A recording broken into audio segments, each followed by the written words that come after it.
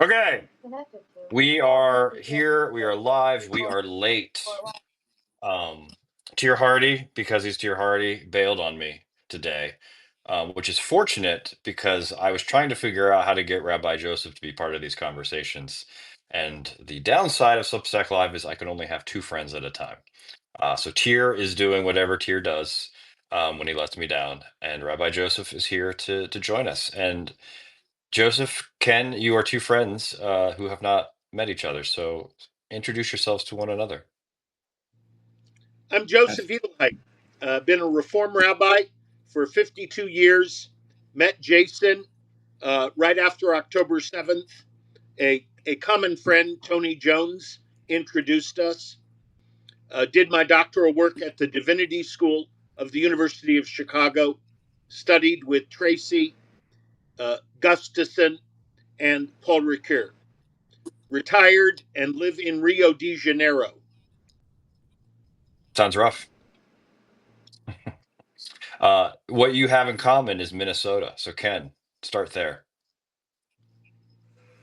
I did my doctorate at Luther Seminary in St. Paul in history, and so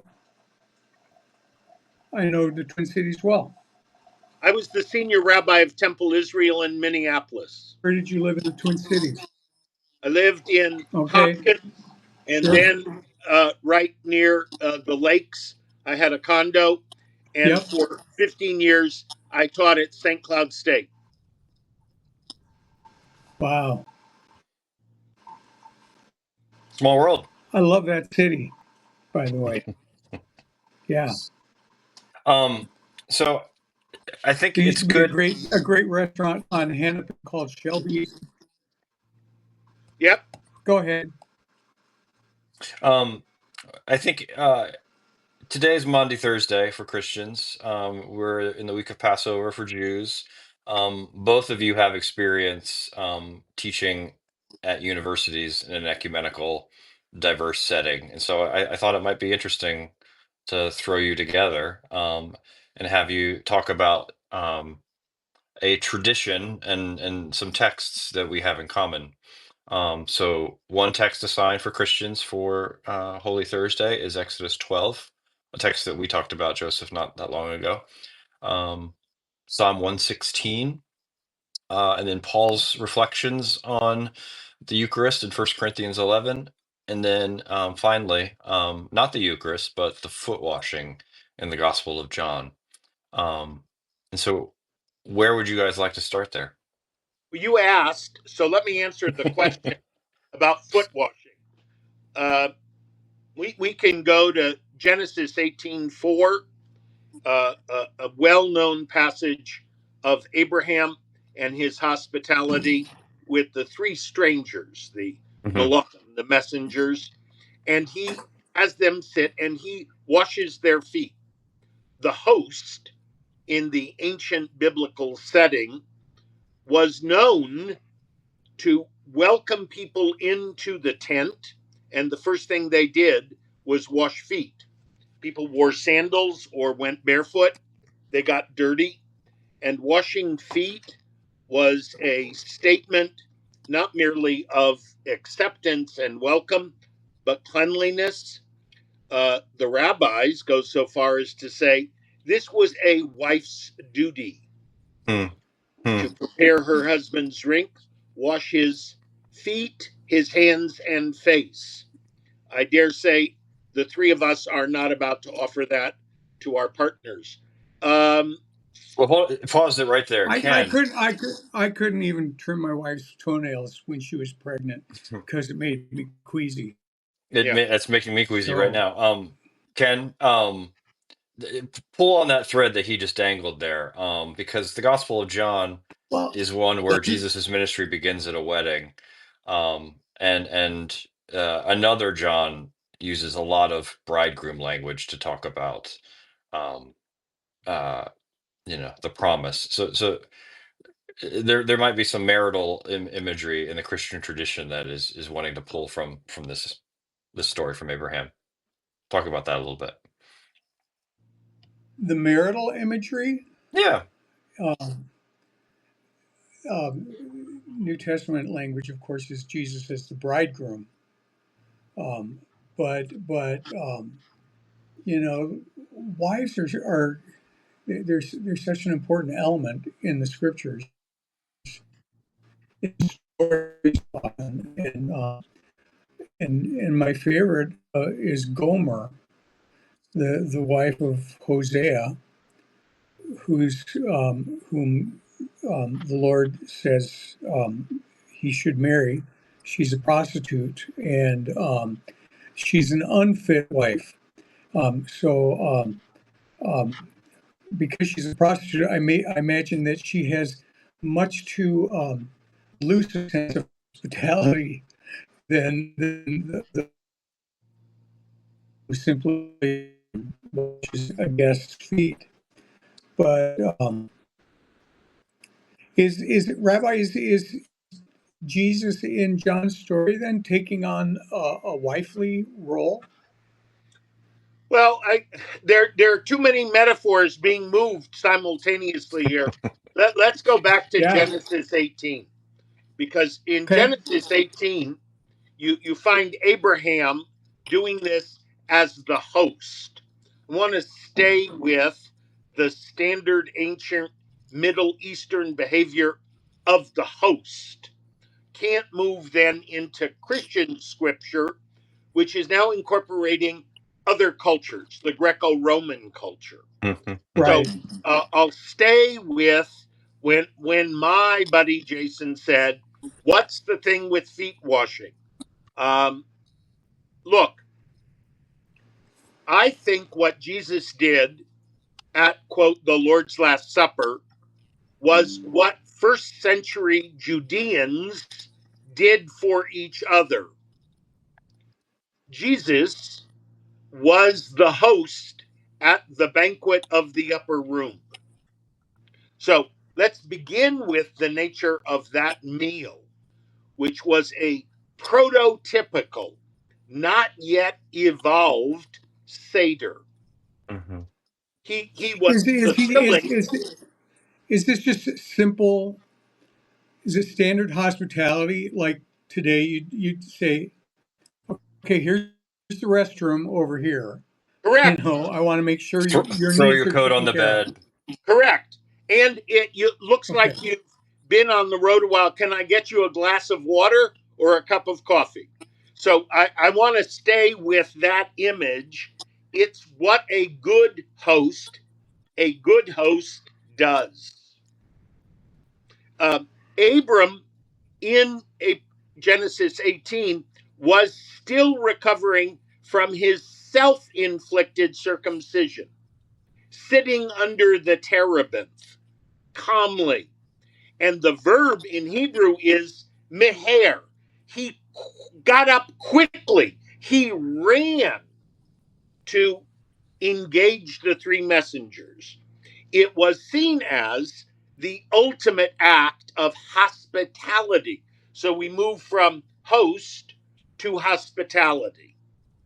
It's in the Particularly hospitality. having just particularly having inflicted circumcision on himself so recently, getting up and running was an extraordinary thing I mean, for him to be doing. there's not I a lot of can't guys planning begin parties after the vasectomy.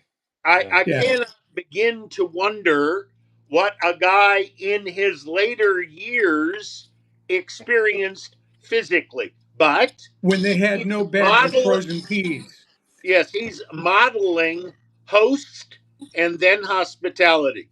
It's in the hospitality element that we might cover over then later into the wedding scenes. Or even, I mean, but like it's someone playing the role of host under duress. No, That's yeah. no, It's no. just. I don't think he's under duress. He's doing to the maximum what is expected in that culture. I meant If Abraham's in that's physical so, duress, and Oh, Jesus knows he's duress. about to die. Yes, yes. Yes, if that's so, then why the objection from the disciples that they should be washing his feet? If he's the host, because he superimposes the doctrine on the host. You're here, and I'm the leader, and so the host serves you. So we've seen the Pope washing feet. It it's the reverse of what we would normally think. No, we do that for the leader. In the Torah, it was the host, the leader, that showed the grace of the guests. All right. What other So thoughts do you have, Ken? the meal, I want to Okay. spend some Yeah. time on the meal because Exodus 12 is about the 10th plague. It's about the nature of the destruction of all the firstborn. If you really want to understand what's happening on Monday, Thursday, you ought to be reading Exodus 13. Because it's in Exodus 13 that we clearly get the commandment: you will tell this to your child. You will explain this to your child, what the Lord did for me on the day I went out. In verse 6, it says, eat matzah, unleavened cakes. In verse 7, it says, don't eat leavening for 7 days. And in verse 8, it gives you the basis of what will become the Seder meal and the Haggadah. So those 3 verses are the element of what happened on Monday, Thursday. There are 2 other verses in which the matzah and bitter herbs must be mixed in order to taste the cake that could not rise. You have no time to wait. And the bitter herbs to remind you of the, quote, 430 years of oppression. Bitter herbs, if the bitter herbs in those days was endive lettuce. They didn't have horseradish. it wasn't horseradish. No, Uh, horseradish would come later in Europe.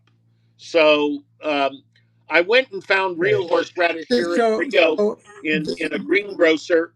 Served it last night at our alternative Seder, and made people. This year, I added a new element: the lemon.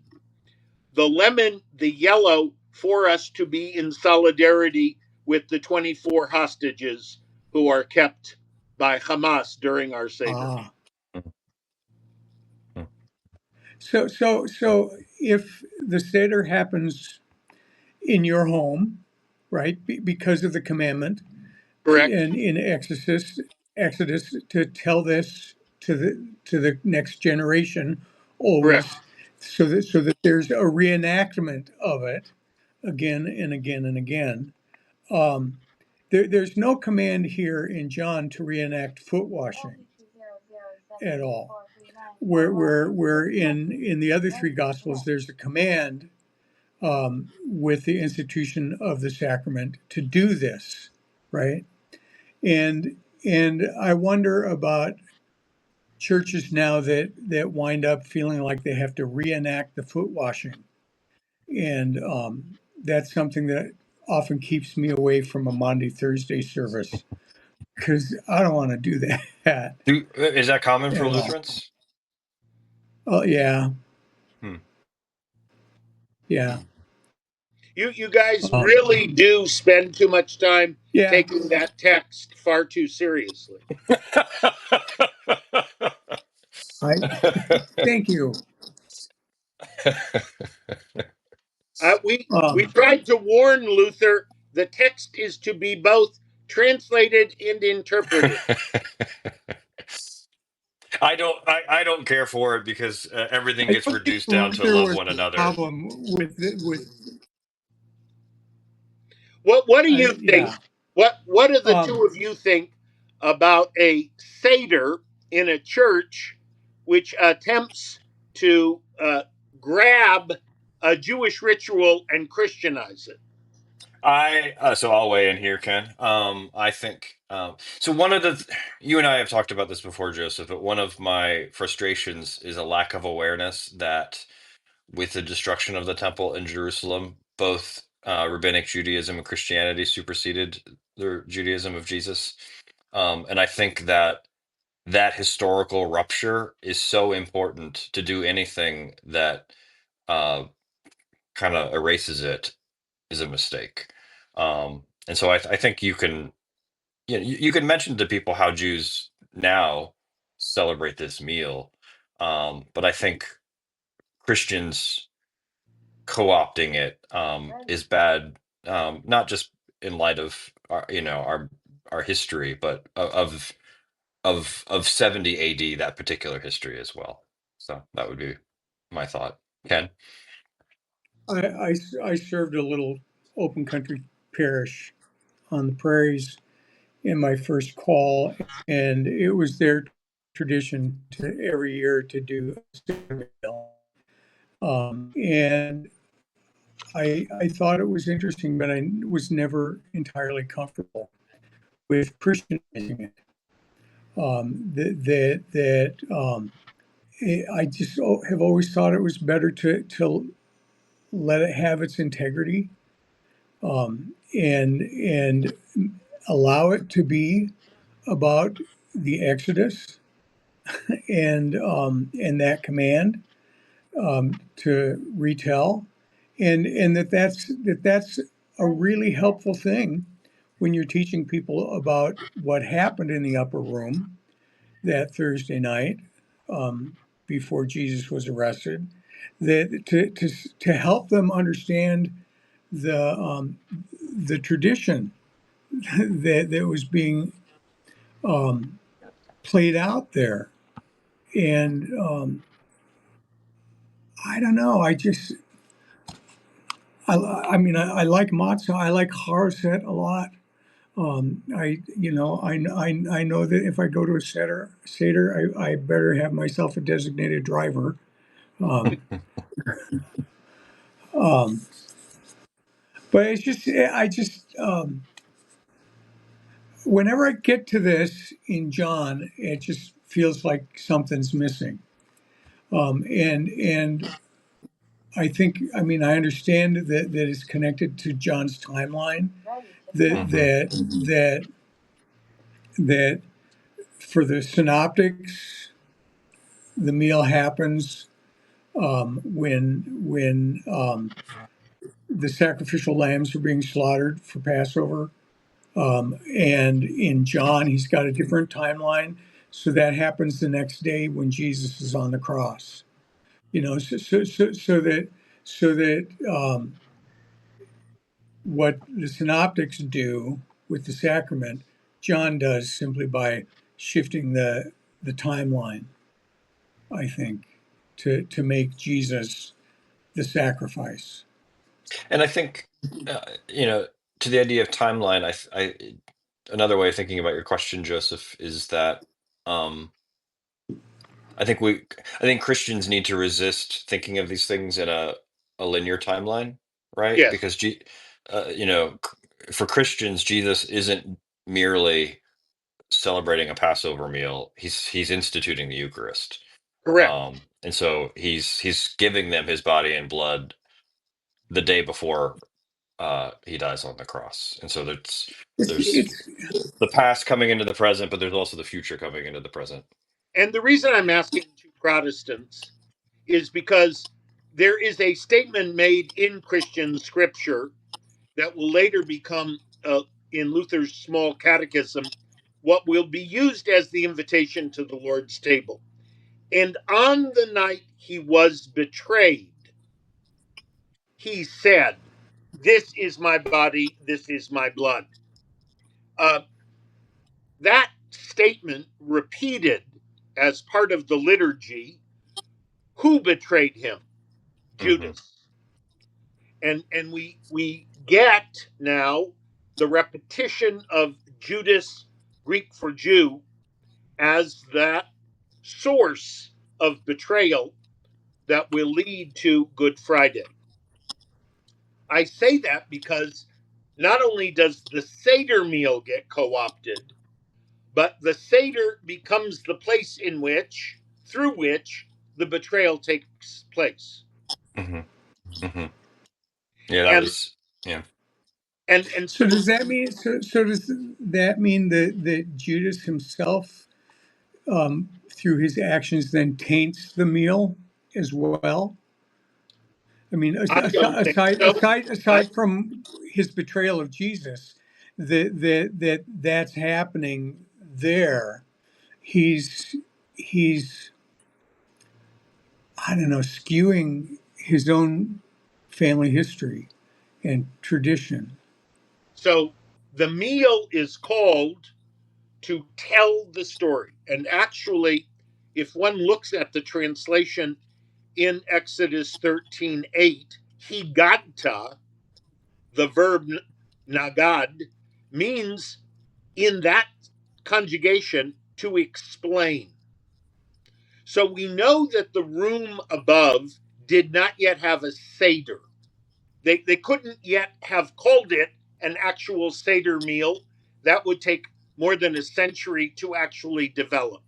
The Haggadah would take 800 years to develop. But they were living, After 8 years after Jesus, yes, or 800 yes. years. 800 years. So they're acting out the commandment of Exodus 13, verse 8.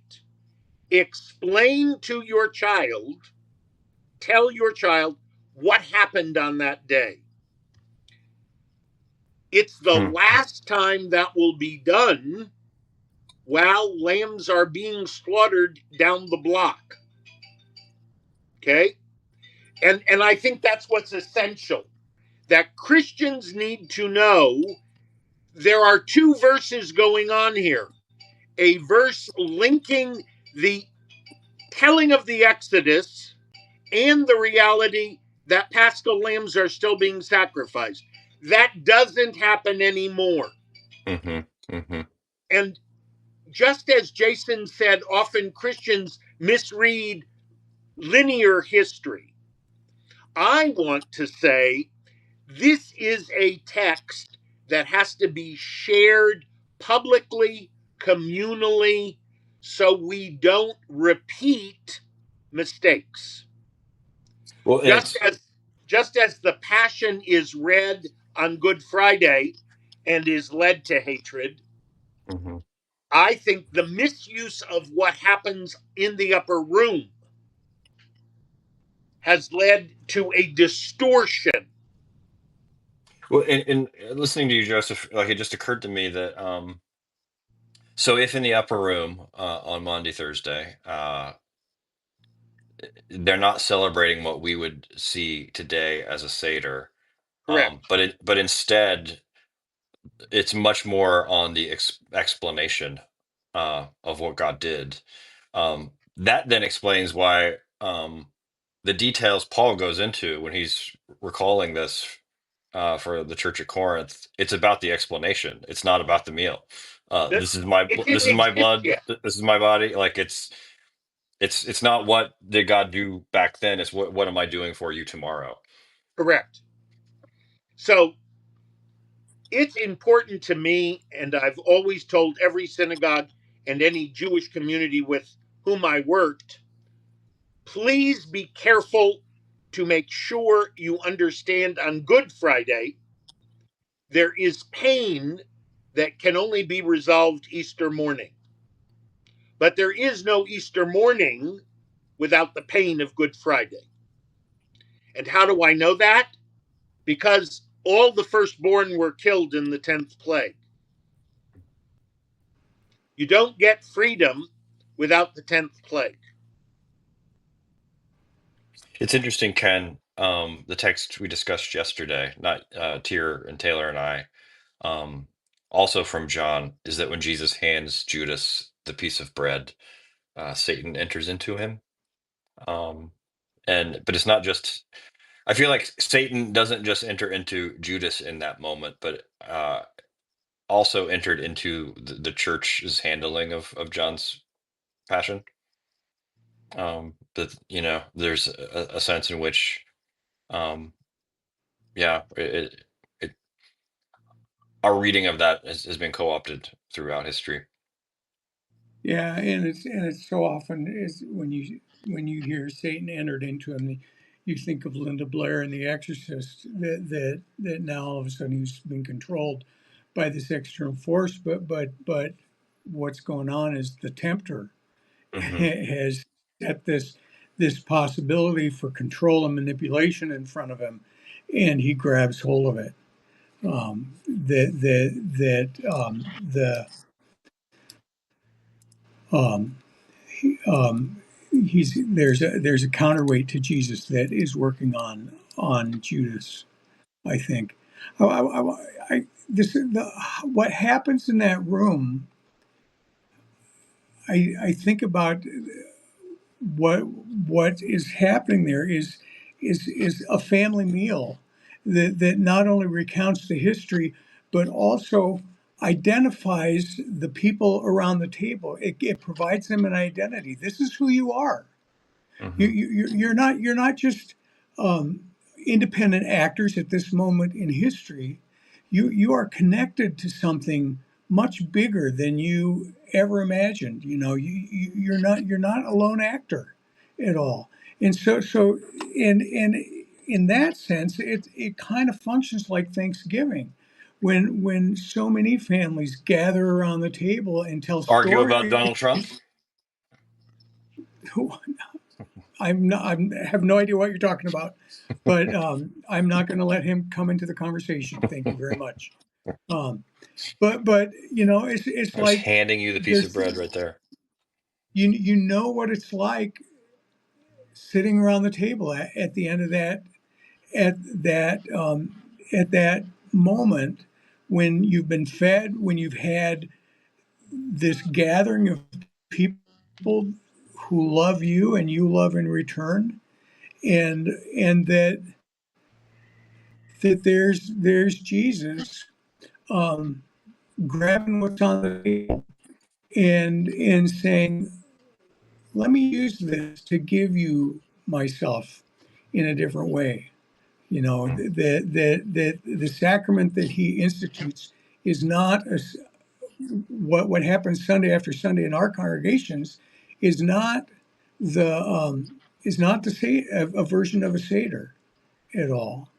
It's it's it's about a person, you Mm.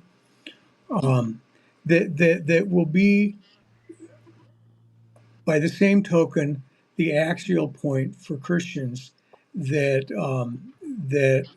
Lamb is in the 10th plague, you know, and Yeah. that I've just been reading Sarah Hinlicky Wilson's book on the Ascension. Hmm. The Me last too. few days, I got my electronic copy of it, and she does this whole section in there about the question of up. Hmm. Is Jesus going up? I mean, we've been to space. We know that heaven's not there. Where is he going? And she does this whole thing about things being lifted up in the Hebrew scriptures, including incense and the smoke of burnt offerings in the temple, and that God loves the aroma of that. And I lift up the and cup of salvation and what was it? call on Just the name of the Lord. Yes, Psalms. yeah, We do this all the yeah, time. Look, everything important in the Hebrew Bible occurs on a mountain because where they're living is low. So where does Abraham take Isaac? Mount Hmm. Moriah, Mount Sinai, Mount Nebo. Where is the burning bush? At the foot of Mount Horeb. So yes, the lamb must be lifted above the head of the priest, held by its legs bound, carried over the head before it's put on the altar. The Right. blood of the lamb in Exodus 12 is put on the lintel over the door and the two doorposts next to the lintel. Everything is above. May I ask you an ignorant question, Rabbi? No question ever asked is ignorant. Well, it's out of curiosity then. Okay.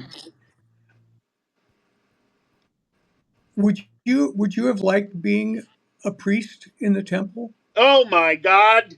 I spent 5 hours in Tamil Nadu when I was doing AIDS work in India. I found one of the last Hindu temples where live goats were slaughtered. I went there expressly to see if there was any experience I could have watching animals sacrifice. No, thank you. And couldn't find a thing. Have several photos of decapitated goat heads covered by flies. I often asked in my Hebrew Bible class at St. Cloud State, who would like to go and worship in the temple with me? I have my Mr. Peabody time machine. Let's all get in it and go. Drizzle, drazzle, drizzle, drum. Not a single student in 13 years ever wanted to go. That form of worship, using animal blood sacrifice, collecting the blood, scattering the blood, putting the blood on the earlobes. Nope, have no interest in it, don't get it, don't want to understand it. No, thank you. Not a part of how I know God. But being a So if I priest in the want to temple understand what probably it's like beats to be a building the temple. Yes, I if I want understand that the benefits package for the priest was not bad, given the risk of lots of 401ks of late. The question is, would we, the three of us who are called to serve, would we have heard the call? Because that was a dynastic bloodline priesthood. Mm-hmm. Mm-hmm. Had to be in the family.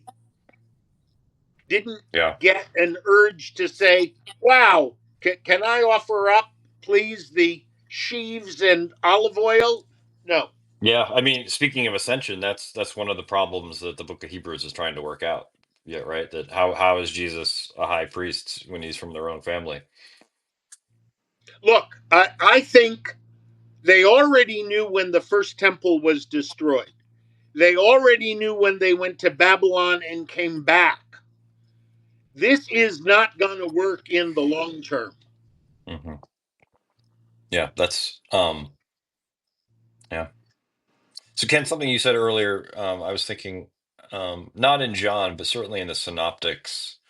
Um, One of the things, so this meal is kind of,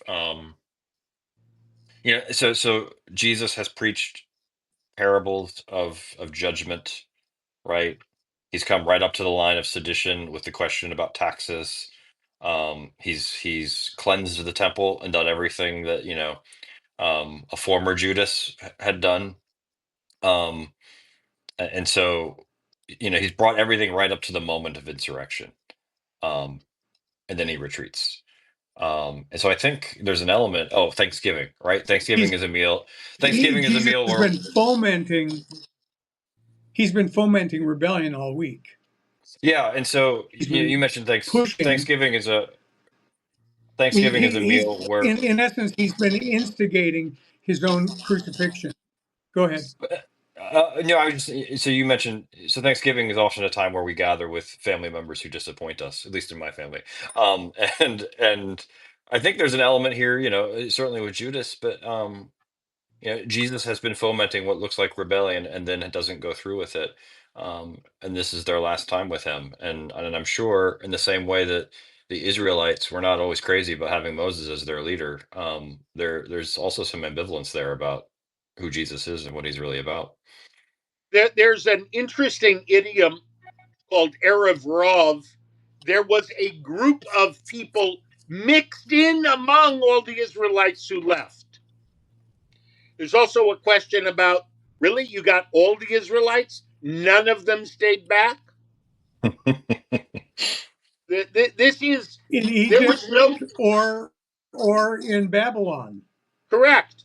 So, look, God hears the cry, says that in Exodus 3. I hear the cry, I see their oppression. They're going to get freedom to serve me. They don't get freedom, they get freedom for a purpose, to go to Sinai and serve me. Yeah, That's that's what's so often missed in that story is that Moses says to Pharaoh, "Let my people go," but then we never say the second half of the sentence that they may thank you. worship me in the land that I'm giving them. Thank you. So Look at if this. there's an You've the two explanation of you have going, met in Luther's Freedom of a Christian right here. yes. So if there's an explanation going on in the upper room, it's about what are we doing right now under the oppression of Rome that we can somehow understand about the oppression of the Egyptians. Hmm. That will become later in early rabbinics, well within the first 50 years of the quote intertestamental period, those rabbis saying, let's finish the revolution. Okay, And so that harkens even to the end of the Christian Bible with John's vision of the New Jerusalem. That there are people not included in the city, but they're going back and forth. So there's still commerce, right? And so there are people who have chosen to be free and yet not participate in the city of and God still. and there were lots and lots of Judeans who weren't sure, okay, is it Barabbas or is it Jesus? Who's going to lead the zealots? That this is a mixed crowd, as it were. And if I had been alive at that point, I would have been waiting for the messianic age, not the Messiah. Mm, mm. So I would have liked to have been in the upper room, not for the If Seder, but for the conversation. Are you saying, Ken? I was thinking about Joseph, you're talking about God says, "I've heard the cries of my people who are oppressed." And they're oppressed again and again and again, often on account of their own actions or faithless inaction. Um, and um, and we can't hear that without remembering the Holocaust. We can't hear that without remembering those who were killed on October 7th and those who are still hostages there. Um, is Do we also need to connect that with any kind of oppression that God takes note of, whether it's Palestinians in Gaza or Venezuelans who've been sent to a prison unjustly in El Salvador, or I have a foreign exchange student sister from high school whose brother is legally in the U.S. who just got the letter from ICE saying you have to leave in 2 weeks or we're going to come put you on a plane and send you away. I mean, does this whole story um, require that we be somehow tuned to those same cries? Yes, Ken. Last night we had our own alternative Seder. My wife lets me run a Seder here in Rio after we attend our family Seder. Very eclectic, Christians, Jews, interfaith, lots of different ideas. And I held up the matzah last night and read in Aramaic, Halachma anya da'arya. This is the bread of affliction. It's one of the oldest verses in the ritual. Traditionally, it's read with the window open, and you say it as an open invitation. And I reported that there are Jews who are afraid to say that with an open window today. And I added, Do you, if we're going to say this with integrity, that means all the aid that belongs in Gaza must be brought. If you can't feed Gaza, don't hold a matzah up and say, come and share the bread of affliction. Mm-hmm. The war should be ended, Ken. The 24 live hostages, the bodies of the rest, it should all be returned. This is no longer merely about October 7th, and it is always about October 7th. Yes, there is a story of oppression that is thematic. I don't want to mix and create equivalencies that I don't think are there, especially with Mhm. Auschwitz. That's a unique status for me. But you're correct. What happens in Exodus 12 is a unique moment in all human religious history. There was only one Passover. It only happened once in Egypt. Couldn't happen again. We tell the story and its implications on the festival. That's why Easter and Passover must be closely aligned in the calendar. Yeah, so Bonhoeffer has this line in Discipleship, um, in which he's criticizing Methodists, where he says that the resurrection is not a solution to the problem of death. Um, and what he's gesturing towards is that the hope of resurrection that you get in parts of the Christian Old Testament is precisely about theodicy. It's not about Easter is not the introduction of eternal life. It's that at some point the righteous will suffer no more, and the ungodly and the greedy will prosper no more. That God will vindicate the message of Jesus. And look, we're waiting for the second coming. We're waiting for the messianic age. So we're all waiting for the eschaton. You say it came early and will be repeated. We didn't accept that first coming, but when the final coming, none of us will be here. That's the point beyond history. And get three clergy people in a room, we can argue about that all we want. I I want to go back. You asked something. Was there a link between washing feet and the burning bush? No. There is only that very interesting take off your sandals. You're on sacred ground. Admat Kodesh.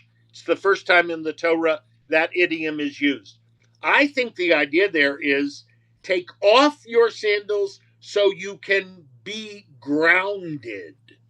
Hmm. You need really to be grounded when you experience this.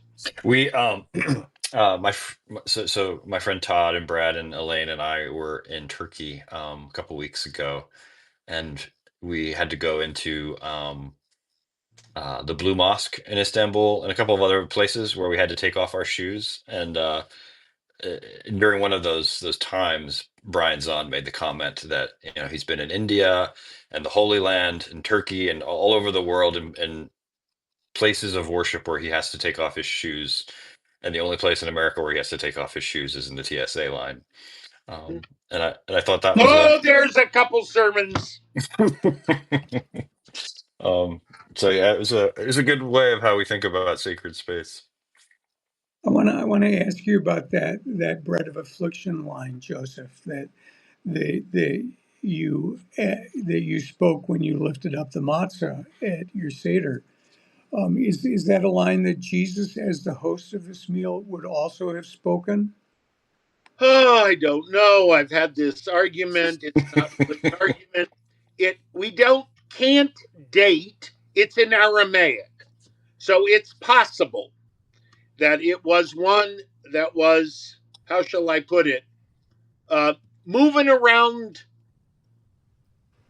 moving around. I imagine that it might have had the theme that Jesus meant in the conversation. Here's my sense of the Seder. The development of the meal has to follow as the Judeans get ready for the diaspora. Mm-hmm. Whatever happened in the upper room happened at the same time they were actually sacrificing lambs. Once you no longer have that temple, once you're no longer sacrificing lambs, you better write something that works. That's why it took 800 years. Okay. And by the way, Moses is not present in the Haggadah. Quite conscious. Why? Because the rabbis are afraid that as this develops, as Christianity's developed, they don't want Moses to become an easy Jesus. Mm-hmm. God and Can only we all God. agree? Can we all agree that when Jesus took the bread and wine at the end of the meal, that those were the leftovers, and we're happy that there wasn't any leftover bitter herbs that he could use to turn into a sacrament? Because I can imagine trying to get people to come to worship on Sunday morning saying, yeah, we'll give you horseradish. Okay. I, I've never thought it was at the end of the meal. I no, Okay, you think it was I in the middle yeah, somewhere? I think it's actually how the meal began. There are 4 cups Oh, of wine in a traditional Seder.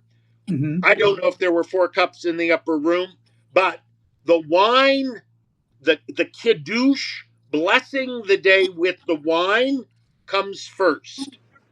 Then the matzah, whatever was used, not the brittle cake we have today. And I think there was a bitter herb exchanged. And I think it was lettuce, endive lettuce, that was common in ancient Palestine.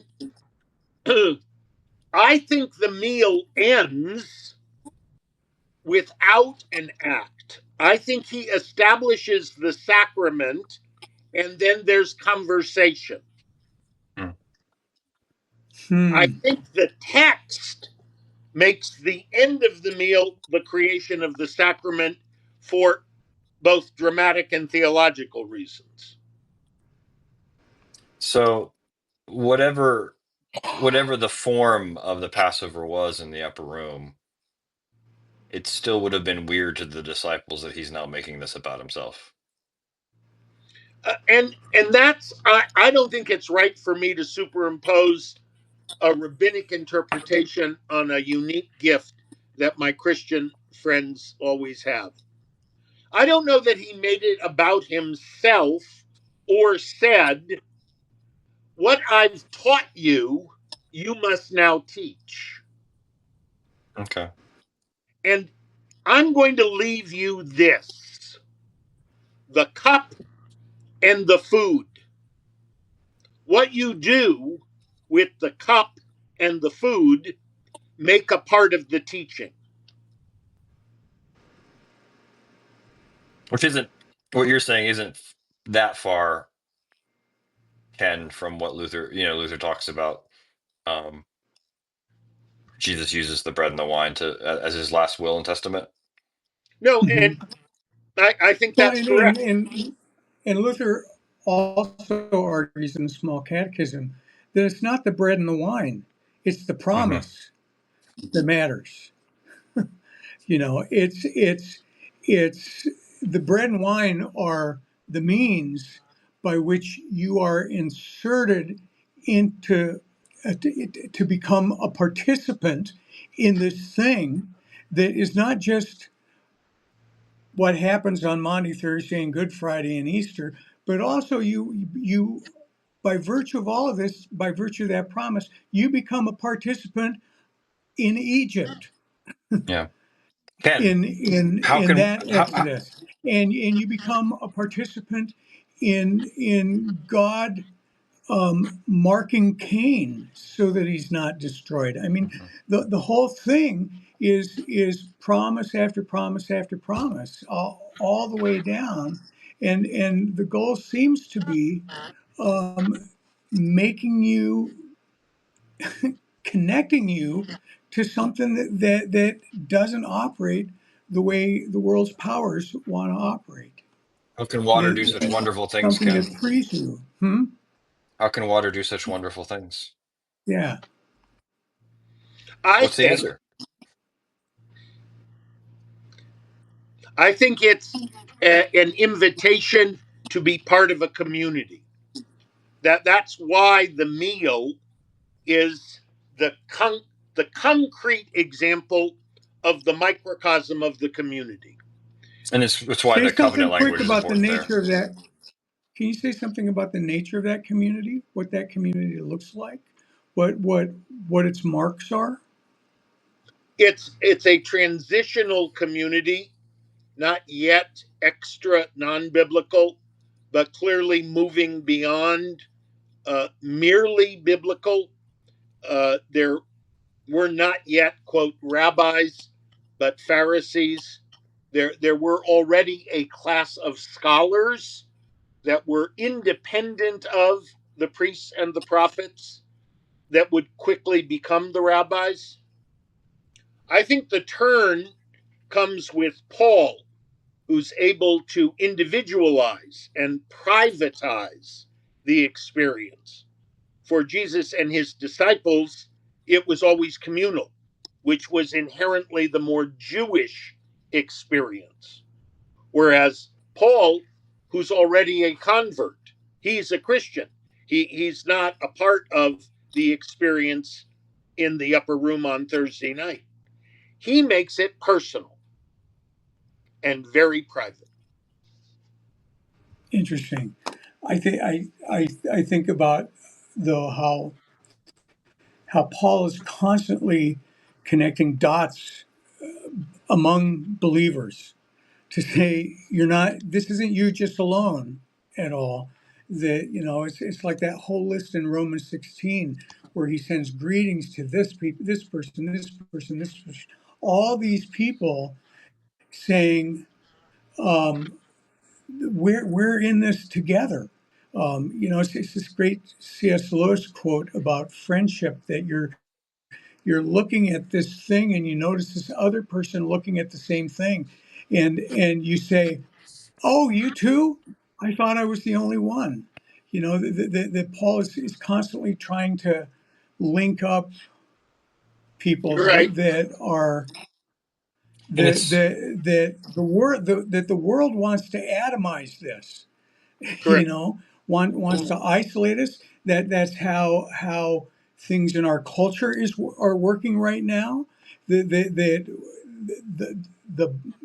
blessed be the ties that bind. Those ties are fraying, and the whole goal is to not have us connected with one another. And to hear you talk about the importance of that communal life, I think is probably where God is pushing us. I think and so. it's why when Paul talks about eating and drinking the sacrament to our judgment, it's because we fail to discern the body, the breadth of the community, rich and poor, Jew and Gentile. Well, I am so glad the two of my friends can now be friends. You I got a think we got rabbi to in your do this life again. Yeah, we can do this again. Um, yeah. anytime. I just think that if I weren't Lutheran, I'd be Episcopalian, of course. But short of those two options, I mean, I'd be fine in a Reformed Jewish congregation, for You're sure. you're too much a South Dakotan to ever be an Episcopalian. It's an Oh, aspiration. I give good liturgical hand gestures. I can do that Just really, really well. just because you read John Updike does not mean you qualify as one of his characters. Okay, I fine, hope I hope all fine. those who serve and your families are blessed in the holy days ahead. And it's mutual, Joseph. Thank you. Thanks for joining us. Thanks, Jason. Thanks,